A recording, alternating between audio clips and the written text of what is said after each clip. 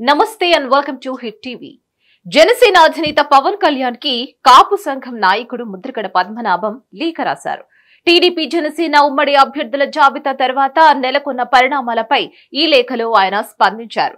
జనసేన 24 సీట్లకే పరిమితం కావడం బాధాకరమన్న ఆయన 80 సీట్లు 2 ఏళ్లు సీఎం పదవి అడగాల్సిందేనని అన్నారు. ఇక పవన్ ఆ సాహసం చెయ్యకపోవడం బాధాకరమని అన్నారు. గతంలో జరిగిన అవమానాలు మరిచి మీతో పనిచేయాలని అనుకున్నానని, మన కలయిక జాతికి ఉపయోగపడుతుందని భావించారని అన్నారు ముద్రగడ.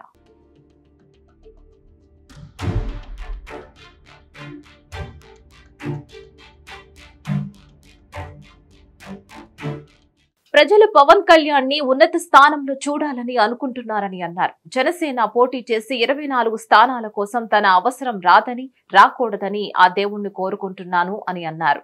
చంద్రబాబు జైల్లో ఉన్నప్పుడు తన పరపతి పెరగడానికి పవన్ కళ్యాణే కారణమని అన్నారు ముద్రగడ. తన కోసం వస్తానని చెప్పి పవన్ రాలేకపోయారని పవన్ కళ్యాణ్ కి గుర్తు చేశారు ముద్రగడ.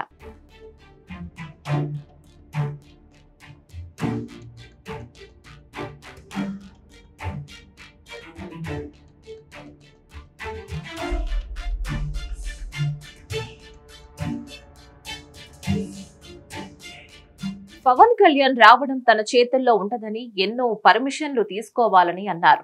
టీడీపీ జనసేన జెండా సభ సక్సెస్ అయ్యిందన్న ఆనందంలో ఉన్న పార్టీ శ్రేణులను ముద్రగడ లేఖ కలవరపెడుతోంది.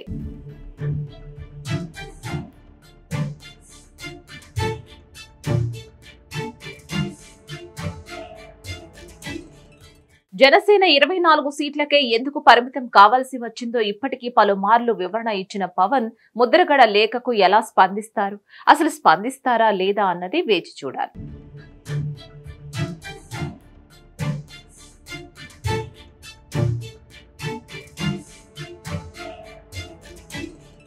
దీనిపై మరిన్ని అప్డేట్స్ కోసం please like, share and subscribe to hit TV.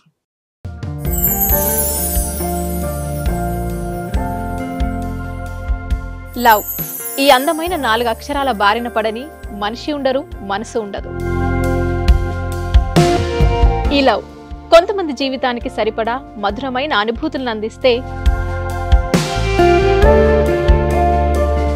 మరికొంతమందికి జీవితాంతం వెంటాడే చేదు జ్ఞాపకాలను మిగిల్చుతోంది.